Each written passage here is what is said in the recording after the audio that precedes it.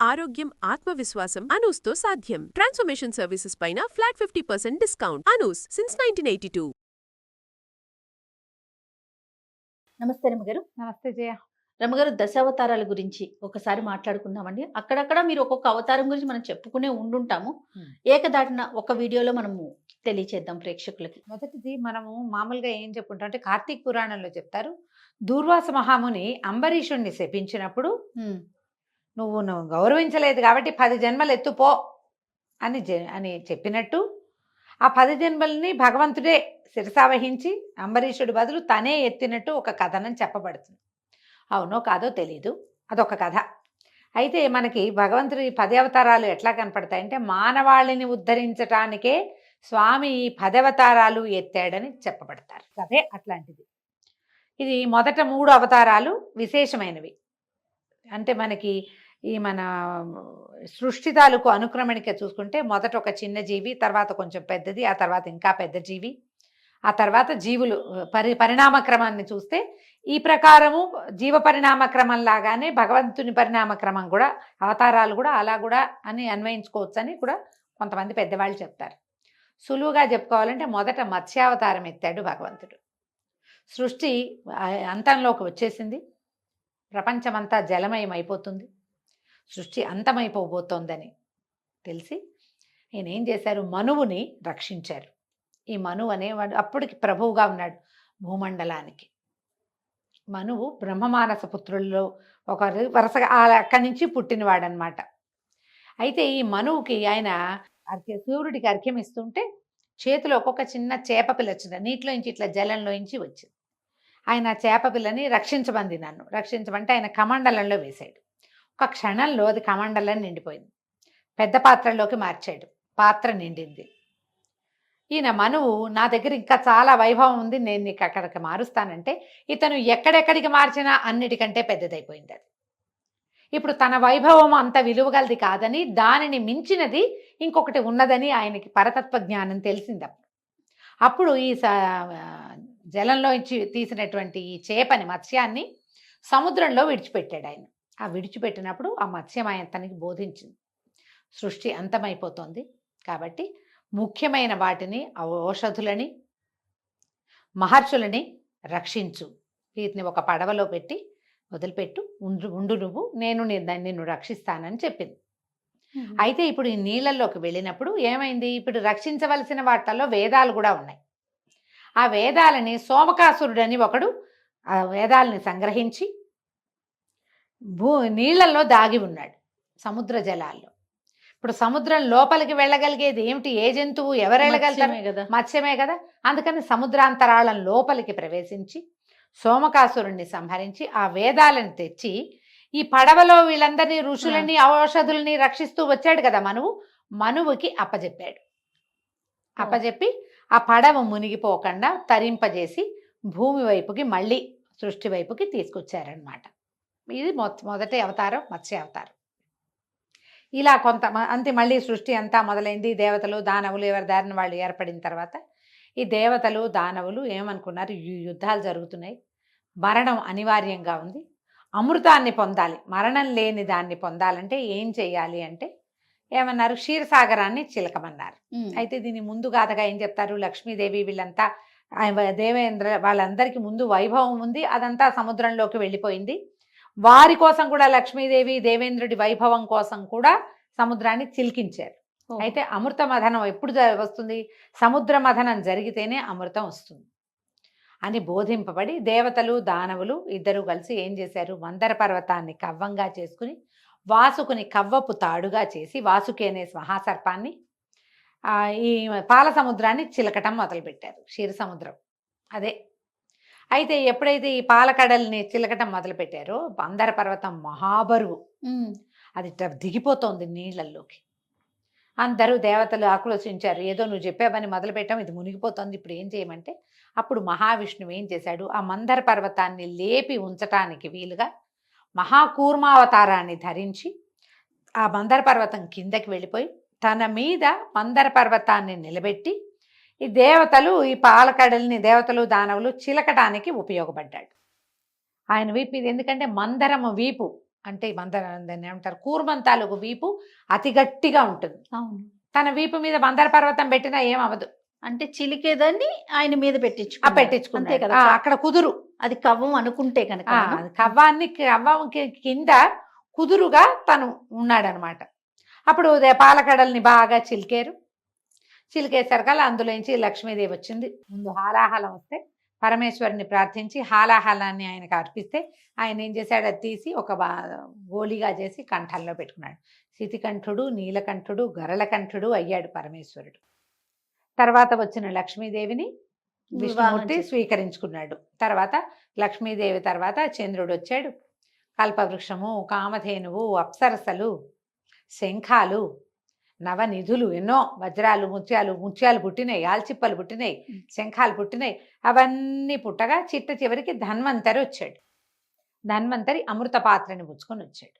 ఈ అమృత పాత్రని మాకనే దేవతలు దానవులు లాక్కోకుండా మళ్ళా ఈ విష్ణుమూర్తి అవతారాలలో ఒకటిగా చెప్పబడని జగన్మోహిని స్వరూపాన్ని, ఒక తాత్కాలిక స్వరూపాన్ని పొంది, అవతారమే దశావతారాల్లో చెప్పబడదు కానీ ఈ కూర్మావతారం తర్వాత మనకి జగన్మోహినే కనపడుతుంది. దేవతల్ని దానవల్ని 2 వరుసల్లో కూర్చోబెట్టి వాళ్ళని తన సన్మోహన శక్తితోటి వశపరుచుకుని దేవతలకి మాత్రమే అమృతాన్ని పంచారు. ఈ అమృతం పంచడం అయిపోయాక 2 అవతారాలు అయినాయి. ఆ తర్వాత ఏం జరిగింది, మత్స్యం కూర్మం తర్వాత వరాహావతారం. ఈ వరాహావతారానికి ముందు ఏం జరిగింది, సనక సనందన సనత్ కుమార సనత్ సుజాతులని చెప్పబడేటువంటి బ్రహ్మమానస పుత్రులైన 4 ఋషులు విష్ణుమూర్తిని చూడడానికి వచ్చారు. ద్వారపాలకులుగా ఉన్న జయ విజయులు వాళ్ళని ఒప్పుకోలే. మిమ్మల్ని స్వామివారి ఏకాంతంలో ఉన్నారు, మాకు కుదరదు అనేసరికల్లా మేము బ్రహ్మమానస పుత్రులం, పైగా ఇంత బాలురుగా ఉంటారట వాళ్ళు. ఎవరు, జయ విజయులు కాదు, సనక సనందనాథులు ఋషులు 4 బాలురు చిన్న పిల్లలుగా ఉంటారు. రానివ్వకపోయేసరికల్లా వాళ్ళు కోపం వచ్చి, ఏ స్వామి సేవతో మీరు ఇంత అహంకరించి ఉన్నారో ఆ స్వామి సేవకి దూరం కండని సనక సనందనులు శపించారు జయ విజయులు. వీళ్ళు పరమ దుఃఖంతో విష్ణువు పాదాలు పట్టుకున్నారు. శపించబడ్డాము, నువ్వు ఏకాంతంలో ఉన్నావని, తమరు ఏకాంతంలో ఉన్నారు కాబట్టి వీళ్ళని మేము రానివ్వలేదంటే ప్రభు ఏం చేశాడు, వీళ్ళ మీద ప్రీతితోటి 2 ఆప్షన్స్ ఇచ్చారు. ఈ 2 ఆప్షన్స్ ఏమిటి, ఒకటి 3 జన్మలు విష్ణుద్వేషులుగా ఉండి నా చేతిలోని మరణాన్ని పొంది నన్ను చేరగలరు ఒకటి, లేదా 100 జన్మలు విష్ణు భక్తులుగా జీవించండి. అది అయ్యాక వద్దురుగానంటే వీళ్ళు ఒప్పుకోలే. 100 జన్మలంటే ఎన్ని వేల సంవత్సరాలు, కాబట్టి మాకు 100 జన్మలు వద్దు, విష్ణుద్వేషులుగా అయినా సరే నిన్ను వదిలిపెట్టి మేము ఉండలేము, నీ సేవకి దూరంగా అయ్యి ఉండలేము, నిరంతరము నీ నామస్మరణ చేసే అవకాశాన్ని ఇచ్చి మమ్మల్ని విష్ణుద్వేషులుగా పుట్టించమని కోరుకున్నారు. అప్పుడు విష్ణుద్వేషులైన హిరణ్యాక్ష హిరణ్యకశిపులనే రాక్షసులుగా జయ విజయులు పుట్టారు. ఇప్పుడు వీళ్ళు ఏం చేశారు, రాక్షసులుగా జన్మించినప్పుడు బ్రహ్మ కోసం తీవ్రమైన తపస్సు చేశారు. ఎక్కడా కనపడిన విష్ణువుని నిరంతరము తలుచుకుంటూ విష్ణువుకి ద్వేషులుగా మారారు. విష్ణుద్వేషులే, వాడి మొహం గిట్టదని వాడినే తలుచుకుంటూ ఉంటారు ఎంతసేపు. అయితే వీళ్ళు కోరిన వరాలు ఎలాంటివి, ఒక్కొక్కడు ఒక్కొక్క రకం. 2 హిరణ్యాక్షుడు హిరణ్యకశిపుడు చెరో రకమైన వరాన్ని కోరుకున్నారు, మరణం ఇలాగే కావాలని. అంటే మాకు అసలు మరణమే వద్దన్నారు, ఆయన ఒప్పుకోలే బ్రహ్మదేవుడు. మరణం లేకుండా కుదరదు, మీరు అమృతం దాగలేదు, మరణం అనివార్యం, వరం కోరుకోమంటే 2 చెరుకోటి కోరుకున్నారు. అప్పుడు ఈ వర గర్వంతో ఈ హిరణ్యాక్షుడు ఏం చేశాడు, భూదేవిని పాతాళంలోకి, ఈ సముద్రంలోకి తొక్కేశాడట. భూమి వలవలలాడుతూ నిలవెల్లాడుతూ నన్ను రక్షించమని కోరుకుంటే అప్పుడు భగవంతుడు ఈ హిరణ్యాక్షుడికి జంతువు వల్ల మరణం ఉంది, ఇంకేం వల్ల మరణం లేదు. అందుకని ఏం చేశారు, ఈ భూమిలోకి, నీళ్లలోకి, బురదలోకి వెళ్ళగలిగే వరాహ అవతారాన్ని తీసుకున్నాడు స్వామి. ఇది 3వ అవతారం. మత్స్య కూర్మ వరాహ అవతారం. వరాహ అవతారాన్ని ఎత్తి ఆదివరాహమూర్తిగా భూమి లోపలికి, ఆ సముద్రం లోపలికి వెళ్ళి ఆ బురదలో అట్లా ఇరుక్కుపోయి ఉన్నటువంటి భూదేవిని తన కోరలతోటి పైకి లేవదీసి హిరణ్యాక్షుణ్ణి సంహరించాడు. అట్లా భూదేవి ఆయనకి భార్య అయ్యింది, ఆయనతోటి రక్షించబడింది. కాబట్టి మళ్ళీ భూమిని యథాస్థానంగా ప్రవేశింపచేశాడు. ఇప్పుడు హిరణ్యాక్షుడు అయిపోయాడా. ఇప్పుడు హిరణ్యకశిపుడు ఏం చేశాడు, ఇంకా విపరీత వరాలు కోరుకున్నాడు. మనిషి కాదు, జంతువు కాదు, వాళ్ళ వల్ల మరణం. మనిషి అయితే కాదు, జంతువుతోటి కాదు.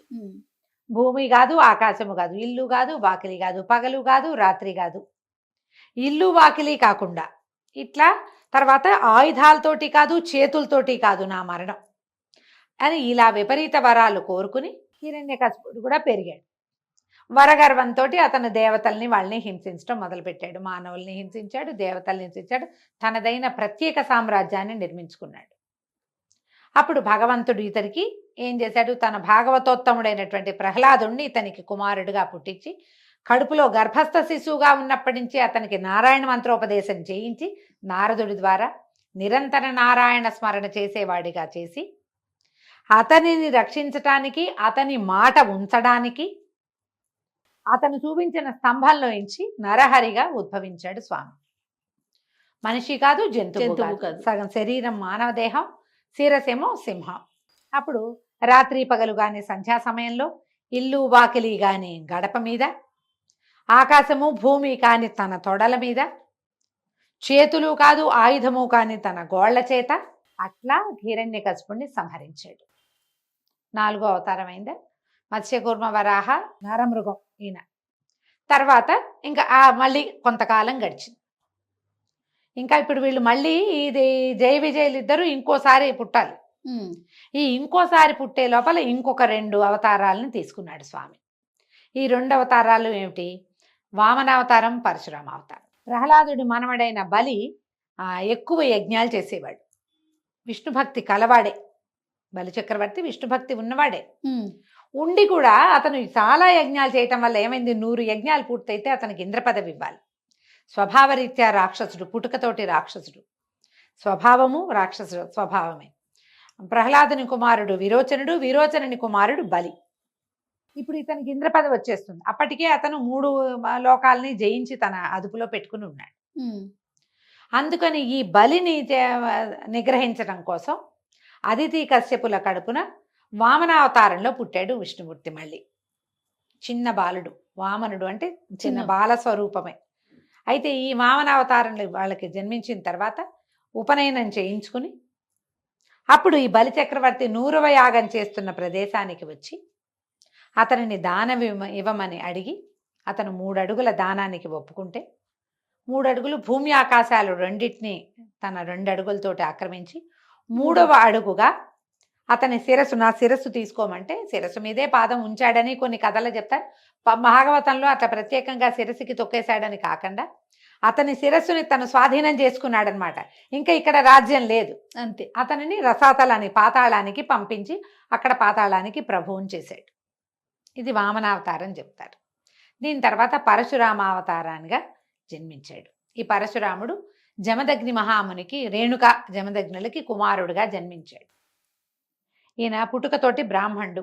ముని జమదగ్ని అనగానే ఆయన బ్రహ్మవంశం నుంచి పుట్టినవాడు కదా. బ్రాహ్మణ వంశంలో 4 అన్నదమ్ములు ఏమో ఉన్నారు, ముందు అన్నదమ్ములు ఉన్నారు. ఈయన చివరి వాడిగా జన్మించాడు. జన్మిస్తే ఈయన తండ్రిని ఈ కార్తవీర్యార్జునుడు అనే రాజు అవమానించాడు. ఆయన దగ్గర ఉన్న ఆవు కోసం అవమానిస్తే దుఃఖంతో, తండ్రిని అవమానించబడ్డాడన్న దుఃఖంతో రాజుల మీద యుద్ధాన్ని ప్రకటించాడనమాట. దానికి ముందు ఏం చెప్తారంటే ఈవిడ పరశురాముని మన జమదగ్ని మహాముని భార్య అయిన రేణుకాదేవి రోజు పచ్చి మట్టితోటి కుండ చేసి కుండతోటి నీళ్లు తెచ్చేట, పచ్చి కుండతో నీళ్లు తెచ్చేదట. పచ్చి మట్టే ఇసుకతోటి కుండ చేసేదని కూడా కొన్ని గాథలు చెప్తారు. అయితే ఈ కుండ చేస్తుంటే ఒకసారి ఏమైందట, ఒక గంధర్వుడు భార్యలతోటి నదిలో స్నానం చేస్తూ ఆమెకి కనిపించాడు. ఆమె మనసు అటు వెళ్ళిపోయింది, కుండ చేయలేకపోయిందట. దాంతో ఆలస్యమైంది. తర్వాత మనసు నిగ్రహించుకుని కుండ చేసి పట్టుకెళ్ళింది. భర్త ఈమె ఆలస్యానికి కారణం ఏమిటని జ్ఞాన దృష్టితో చూసి ఈమె మనసు చలించిందని ఈ తల్లిని సంహరించమని కుమారులకి చెప్పారు. కుమారులు ఎవ్వరూ ఒప్పుకోకపోయేసరికి ఆయన కుమారులందరినీ శపించాడు. ఆఖరి కుమారుడైన రాముడు అనే పేరుతోటి పుట్టాడు ఆయన. రాముడు మాత్రం తండ్రి ఆజ్ఞ చొప్పున తల్లి శిరస్సు ఖండించాడు గండ్రగొడ్డలితోటి. అందుకే ఆయన పరశురాముడయ్యాడు. పరశువు అంటే గొడ్డలి. అప్పుడు తండ్రి పితృభక్తికి సంతోషించి జమదగ్ని మహాముని ఏదైనా కోరుకోమంటే తల్లిని అన్నదమ్ముల్ని బతికించమని కోరుకున్నారు. తీవ్ర ప్రకృతి ఉంది ఆయన యందు. ఈయన బ్రాహ్మణ ఇదిగా ఉన్నా కూడా ఇక్కడ తపస్సు ఇవి చేస్తున్నా కూడా విశేషంగా ఆయన పరమేశ్వరుడి దగ్గరే ఇది నేర్చుకున్నాడు. అక్ష విద్య, బాణ విద్య అంతా నేర్చుకున్నాడు. ఆయన మంచి బాణం దీంట్లో ఏమనాలి దాన్ని, ధనుర్విద్యలో అద్భుతమైన అభినివేశం ఉన్నది ఆయనకి. అయితే ఎప్పుడైతే ఈ కార్తవీర్యార్జునుడు తన తండ్రి మీద జులుం ప్రదర్శించాడో ఆ దుఃఖాన్ని తట్టుకోలేకపోయాడట ఆయన. ఆవిడ 21 సార్లు పిలిచేంత రామా రామా రామా అని పిలిచేసరికల్లా ఆయన 21 సార్లు క్షత్రియులని ఏరిపారేశాడు భూమి మీద నుంచి. కార్తవీర్యార్జునుడిని సంహరించాడు. తర్వాత ఈ రాజుల్ని, క్షత్రియుల మీద యుద్ధాలు చేయటం, ఒక్క గండ్రగొడ్డలతో ఒకడే ఎన్నో వంశాలని నిర్వంశం చేసేసాడు. తర్వాత ఈ హత్యా పాపాన్నంతా పోగొట్టుకోవడానికి బోల్డంత తపస్సు కూడా చేసుకున్నాడు. ఇదంతా ఆయనే. ఇప్పుడు రాజును సంహరించారంటే భూమి ఆయన వశం అవుతుంది కదా.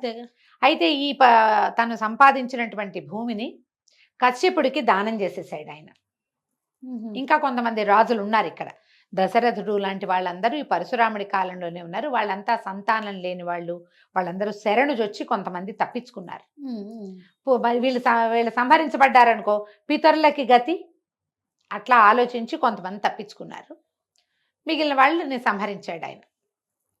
అయితే ఈ కశ్యపుడికి భూమిని దానం చేయటం వల్లే భూమికి కాశ్యపి అని పేరు వచ్చింది. ఆయన నియమం ఏంటి, పగలవేళ ఇక్కడ తిరగచ్చు, రాత్రి ఇక్కడ నిద్ర చేయకూడదు. భూమి మీద మహేంద్ర పర్వతం మీద ఉండేవాడు పరశురాముడు. కాబట్టి ఆ పరశురామ అవతారం కూడా భగవద్ అవతారమే.